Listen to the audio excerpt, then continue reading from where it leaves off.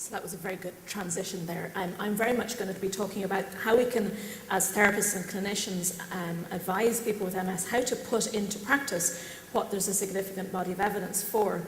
And I think I'm just going to take you through a quick why, who, what, when, where and how, and answer some questions and share with you some evidence for some recent trials that we have done ourselves in the community.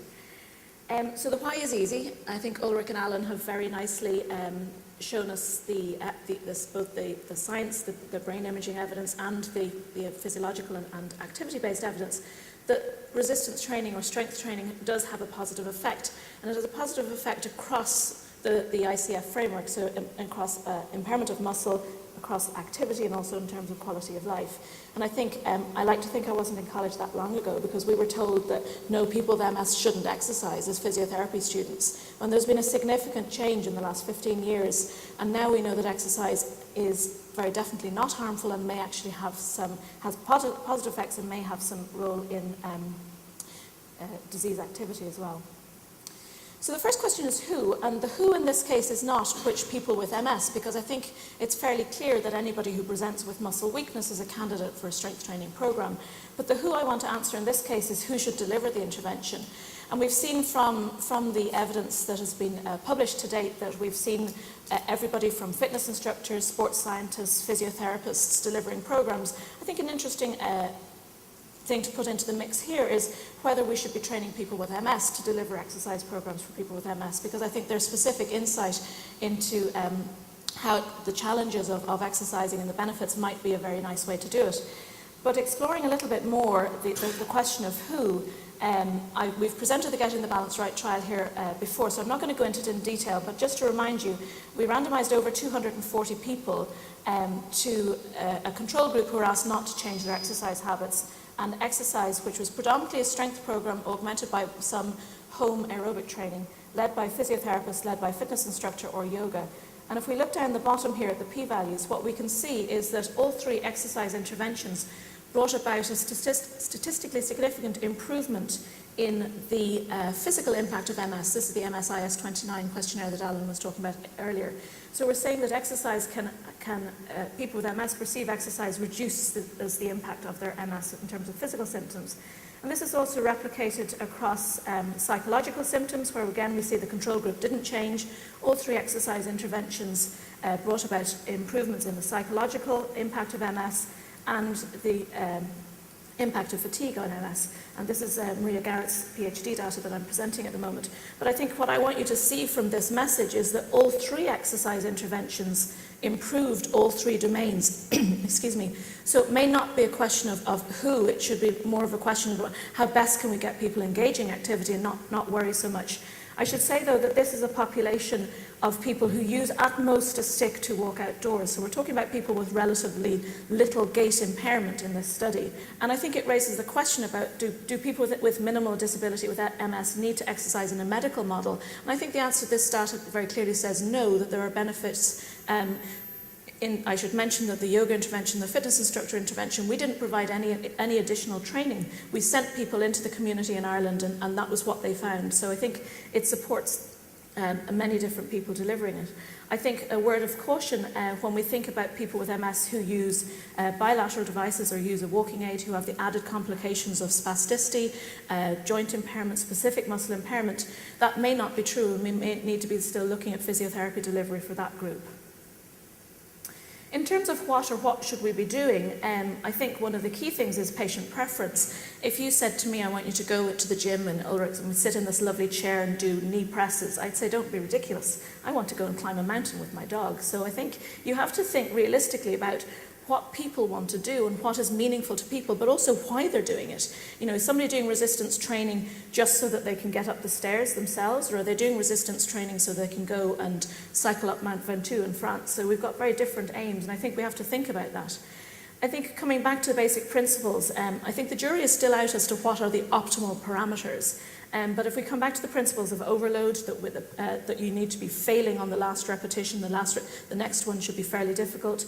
In terms of progression and not just doing the same amount of repetitions each session, that you're increasing that, and getting that balance between rest and recovery and exercise. But I think for me, in terms of what, and in terms of prescribing exercise for people with MS, It's about the specificity.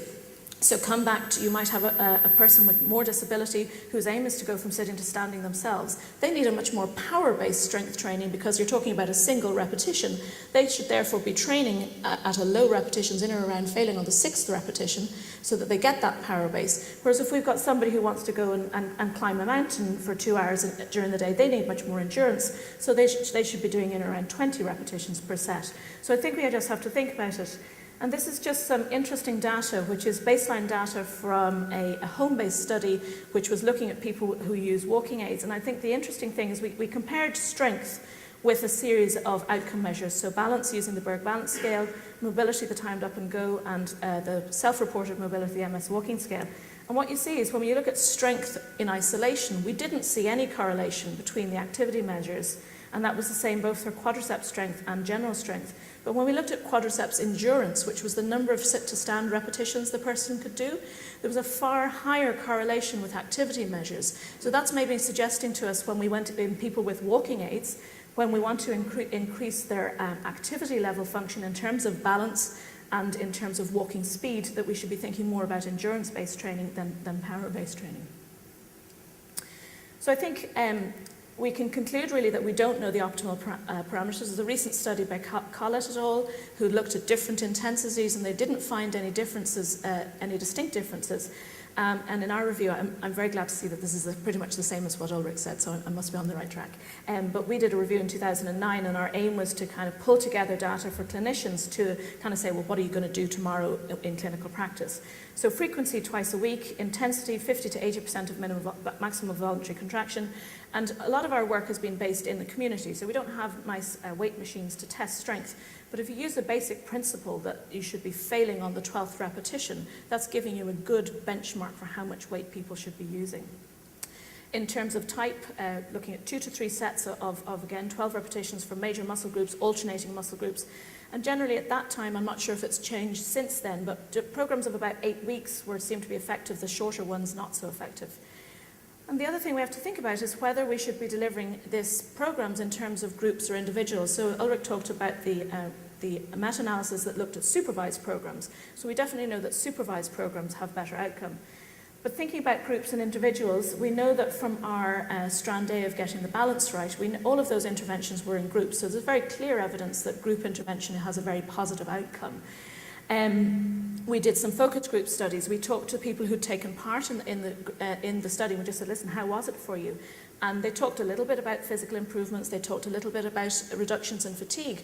But what they talked about most was the role of the group in motivating them. Well, I had to do my homework because if Mary had done it and I hadn't done it, she would have been better for me. Or I couldn't not go to the class because I would have been letting people down.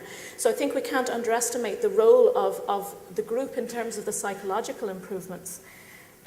I want to talk briefly about the strand B element of getting the balance right because we directly compared group physiotherapy to one-on-one physiotherapy. We documented the content of the interventions and actually they were remarkably similar. A lot of focus on strengthening programs that were using functional positions. So let's say a sit-to-stand exercise that was challenging both balance and strength. And this is Nessa Hogan's PhD data. So what I want you to focus on here is the changes in terms of this is the MSIS 29 physical impact again, very similar changes between the groups, but both groups improved. There was no statistical difference between the changes in the groups, again in terms of psychological impact, and again in terms of the impact on fatigue. And we're seeing very significant percentage changes in fatigue due to exercise interventions. But the key point of this is that I would have thought as a practicing clinician that it was really important to see people with more disability, which is our strand B group, individually. But this is really actually saying that we can have very similar outcomes. I didn't include the gait and balance data, but it's essentially saying the same thing. Similar outcomes when people are seen in groups and individually.